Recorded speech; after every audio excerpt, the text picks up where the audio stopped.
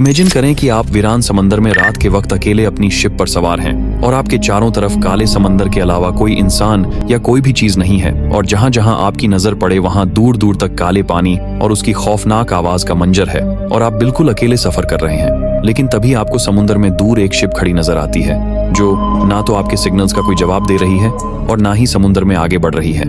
इतना ही नहीं, और आप जब उस शिप के करीब जाते हैं तो आपको मालूम पड़ता है कि इस शिप में कोई इंसान ही मौजूद नहीं है और ये वीरान समंदर में बिल्कुल अकेली खड़ी हुई है, और इसमें मौजूद सारा सामान भी बिल्कुल सही सलामत पड़ा हुआ है।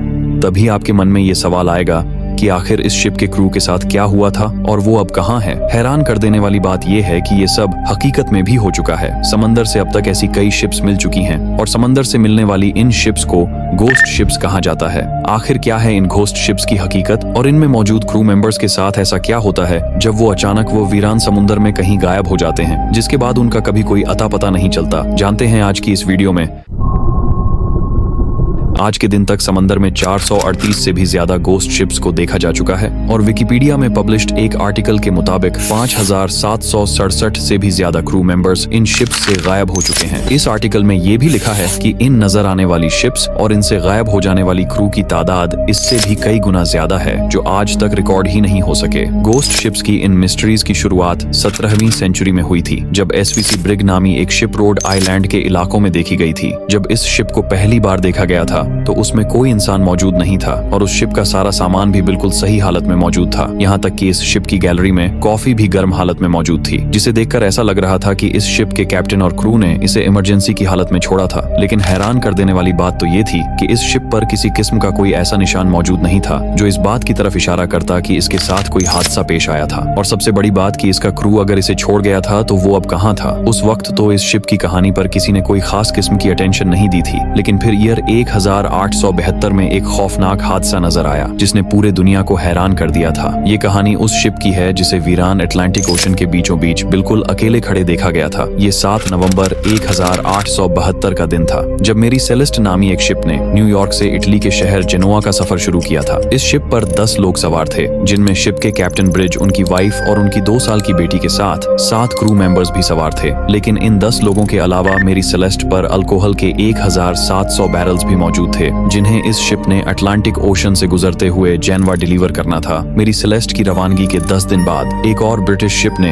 अटलांटिक ओशन के रास्ते जिब्राल्टर तक का सफर करना था। इस शिप का नाम डिग्रेचिया था जो अपने सफर शुरू होने के 17 दिन बाद 5 दिसंबर 1972 को अजोर्स आइलैंड से 740 किलोमीटर दूर पहुंची थी। वहां पहुंचने पर शिप के कैप्टन को दूर समुद्र में एक शिप खड़ी दिखाई दी जो न तो आगे बढ़ रही थी और न पीछे। ये मंजर देखने के बाद कैप्टन ने उस शिप को कई सिग्नल्स भेजे, लेकिन जब उस शिप से कोई जवाब न आया तब कैप्टन ने उसके करीब जाने का फैसला किया। जब ये लोग उस शिप के करीब पहुंचे तो कैप्टन को मालूम पड़ा कि ये शिप और कोई नहीं बल्कि मेरी सेलेस्ट थी, जिसे न्यूयॉर्क से निकले हुए पूरे 28 दिन गुजर चुके थे। कैप्टन ने अपनी शिप के क्रू को मेरी सेलेस्ट पर भेजा, लेकिन जब ये लोग उस शिप पर पहुंचे तो जो कुछ उन्होंने देखा उसने उनके होश उड़ा दिए थे। मेरी सेलेस्ट समंदर के उस इलाके में जहां नीले आसमान और पानी के अलावा कुछ नजर नहीं आता बिल्कुल वीरान खड़ी थी और इसका क्रू भी इस पर मौजूद नहीं था, जबकि उनका सारा सामान, खाना पानी और यहाँ तक के कार्गो भी बिल्कुल सही सलामत मौजूद था। इस बात ने डिग्रेशिया के कैप्टन को परेशान कर दिया था। पहले तो कैप्टन को ये लगा कि शायद मेरी सेलेस्ट कोई हादसे हुआ होगा, लेकिन जब उन्होंने इस शिप पर इन्वेस्टिगेशन की और शिप का जायजा लिया तो उन्हें कैप्टन की फैमिली के कपड़े, उनका सामान और इसके साथ साथ शिप में लोड हुए अल्कोहल के 1700 बैरल्स और क्रू के खाने पीने की चीजें भी बिल्कुल सही हालत में पड़ी हुई मिली। इसके अलावा डिग्रेशिया के कैप्टन को मेरी सेलेस्ट के रूम से एक लॉग बुक भी मिली जिनमें पुराने वक्त में कैप्टन अपनी करंट लोकेशन और डेट को मेंशन किया करते थे। इस लॉग बुक में मेंशन की गई आखिरी एंट्री 25 नवंबर की सुबह 8 बजे की थी, यानी मैरी सेलेस्ट जब समंदर में मिली थी तो उससे 10 दिन पहले ही से अटलांटिक ओशन में वीरान खड़ी थी। शिप पर इन्वेस्टिगेशन करने के बाद कैप्टन ने नोटिस किया कि शिप पर लाइफ बोट्स मौजूद नहीं थे, जिसका मतलब ये था कि इस शिप के साथ जरूर कुछ हादसा हुआ होगा, जिसके बाद सब लोग अपनी जान बचाने के लिए लाइफ बोट्स पर कहीं भागे थे। रिसर्च के दौरान मैरी सेलेस्ट के कैप्टन की तलवार भी उनके बेड के नीचे से अनटच हालत में मिली थी, जिसका मतलब ये था कि इन पर किसी किस्म का कोई हमला नहीं हुआ था। इसके साथ साथ इस शिप के निचले पोषण में जगह जगह पानी भरा हुआ था। लेकिन ये इतना नहीं था जो मेरी सेलेस्ट जैसे शिप को इतना नुकसान पहुंचा सके। जब डिग्रेटिया के कैप्टन को किसी बात की समझ न आई तो उन्होंने शिप को वापस अपने साथ ले जाने का फैसला किया, इस उम्मीद के साथ कि उन्हें इसके बदले कुछ न कुछ इनाम मिलेगा। क्योंकि IS लॉ के अकॉर्डिंग अगर कोई किसी शिप को समंदर से रेस्क्यू करता है तो उसे शिप की वैल्यू के मुताबिक रिवॉर्ड दिया जाता है। जिब्राल्टर पहुंचने के बाद इस शिप को अथॉरिटीज ने अपने अंडर कर लिया और कई कोर्ट हियरिंग्स के बाद भी इस शिप की असल हकीकत सामने न आ सकी। लेकिन इसी दौरान मैरी सेलेस्ट के बारे में ऐसे सच सामने आए जो बेहद खौफनाक थे। 1861 में पहले बार जब इस शिप को बनाया गया था तब इसे दी अमेज़न का नाम दिया गया था। ये शिप जब अपने पहले सफर में निकली थी तो इसके कैप्टन की अचानक तबीयत खराब होने की वजह से मौत हो गई थी, जिसके बाद इस शिप को किसी और कंपनी ने खरीदा लिया था। लेकिन उस वक्त भी जब ये अपने पहले सफर पर रवाना हुई तो रास्ते में इसकी एक दूसरी शिप के साथ टक्कर हुई थी जो बुरी तरह समुद्र में डूब गई थी। इसके बाद भी ऐसे कई हादसाए इस शिप के साथ पेश आते रहे थे। फिर चंद सालों बाद इसे एक और कंपनी ने खरीद लिया था जिसके इसे मैरी सेलेस्ट का नाम दिया था। जब मैरी सेलेस्ट की ये मिस्ट्री हल ना हो सकी तो लोगों ने इस पर अपनी अपनी कहानियां बनाना शुरू कर दी। कुछ का कहना था कि एलियंस इस शिप में मौजूद सारे लोगों की अपने साथ कहीं ले गए थे, जबकि दूसरों का ये कहना था कि किसी समुद्री मॉन्स्टर ने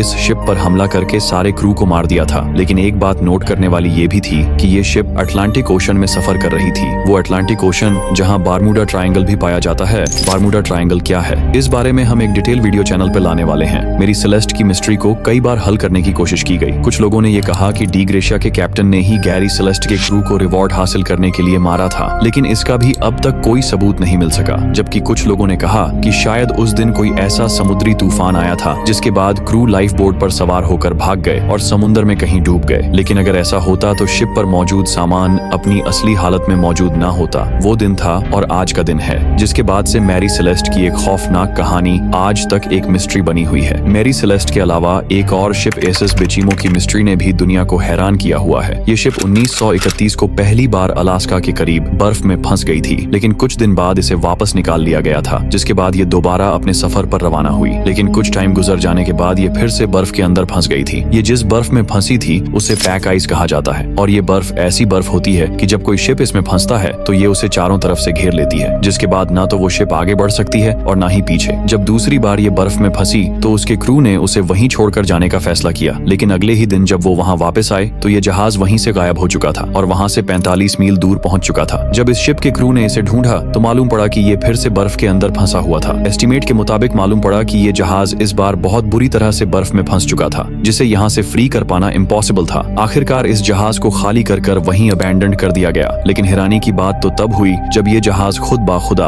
38 साल तक ऐसे ही समंदर में जगह जगह नजर आता रहा, कभी कनाडा की कोस्ट के आसपास, कभी अलास्का तो कभी नॉर्थ अमेरिका की कोस्ट के आसपास, जिसके बाद इसे आखिरी बार 1969 में देखा गया था। उसके बाद ये जहाज कहाँ गया इस बारे में आज तक कोई नहीं जानता। उम्मीद है आप इस वीडियो को लाइक और शेयर करके इस चैनल को सब्सक्राइब करोगे। मिलते हैं नेक्स्ट किसी वीडियो में, तब तक के लिए अलविदा।